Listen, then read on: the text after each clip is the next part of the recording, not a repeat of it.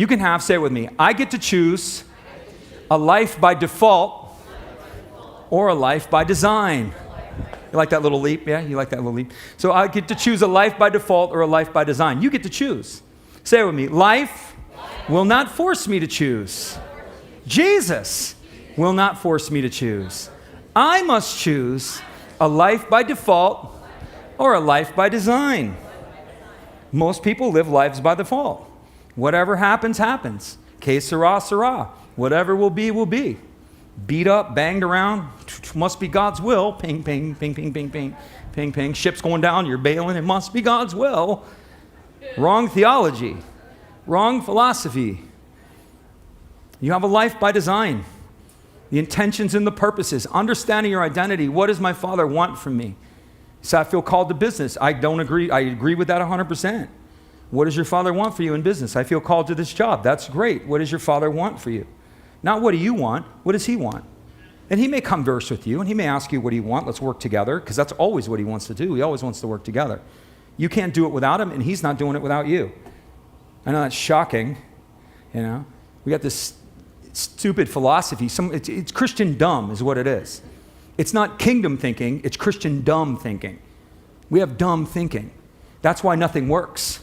We have these ideas and nothing manifests. I like it when the kingdom manifests. I like it when the truth comes forth and I'm like, boom, there it is. I don't like this faith where everybody talks about it and everybody shines and has these little opinions and nothing happens. Christian dumb. Must be God's will. Ship's going down. Must be God's will. Everything's God's will. Nobody, you have a part in this.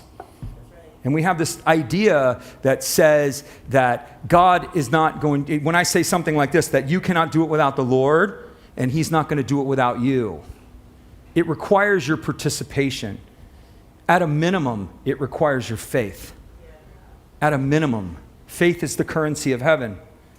You must apply the currency of heaven. You must have faith. Rarely, on occasion, God will do it just because He does it. But if you want the consistency of this kingdom, you must learn to partner with the Lord. It's like a ship going out of the harbor. Sharon and I were talking about this week. And so it's like people's lives, you know. It's like if we were to take a ship and we were to the ship just goes out into the ocean, right? It's got a little bit of power, not much, doesn't know how much fuel it has. A ship that is going to make port, the captain has a manifest. He knows what's on board, right? So let's apply it to yourself. He knows his strengths. He knows his weaknesses. He knows his identity. He has the inventory. He understands the manifest, right? The captain also has a heading. The captain knows where he's pointing the ship and where he wants the ship to go.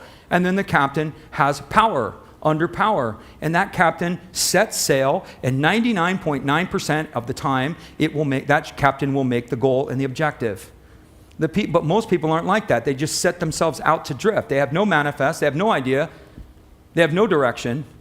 And then they wonder why the waves overtake them. And they wonder why the seas are so rough and they're tossed about by every wind and wave. And they wonder why. A ship under power in a clear heading can go right through storms. We see it all the time. I mean, you ever watch the movie Sherry's Deadliest Catch? When Sherry's like, oh, the fishing show again, Kevin? So the show Deadliest Catch shows you these fishing vessels fishing in hurricanes, man. They're going through monster waves. They're fishing. They're reaping a harvest in a hurricane because they know what they're doing and they know where they're going and they have the sufficient power to get it done. Big difference. If that ship loses power or it loses its heading or it loses its direction, it's done for. This is how we have to be. If we want to move through pain and loss, you want to move through rejection and loss, you have got to stop sucking your thumb and staying stuck in a moment. Some of you are stuck in painful memories that were 5 years old, 10 years old. You can stay there for the rest of your life. Nothing's going to change. You have to know who you are, and you have to set a new goal for your life and a new objective. You have to learn to partner with the Lord, and you will get there. You will change. It's being consistent every single day and moving there. It's life by design. Yeah? Where does the Lord want you to go? Have you ever asked Him that? Have you developed the relationship? So like year one, I mean, this is going to, catapult you light years past 90%, 95% for sure of all believers. is if you just took some time and began to commune with the Lord and began to understand who He is to you and began to understand who you are to Him and began to talk to Him and develop a language of communication. It's going to take you time and you're going to get very, very frustrated because He speaks in specific ways. He speaks on His terms, not yours. He will speak in a way that you can understand when He's answering you, but He communes. And when you learn His language and the way that He talks, you'll learn to receive from Him. Most Christians never develop that. We're doing a class like how to hear God, but it's a starter. It's just a primer. The deeper things are related to communion. And through that communion, the Lord will give you instruction. And He'll start to guide you. And He'll start to direct you. And He'll start to lead you. It's what He'll do. But you have to take that time to develop that. You have to have a clear understanding of who He is or who you are, and you have to have a clear understanding of direction and purpose and refuse to get stuck in a moment.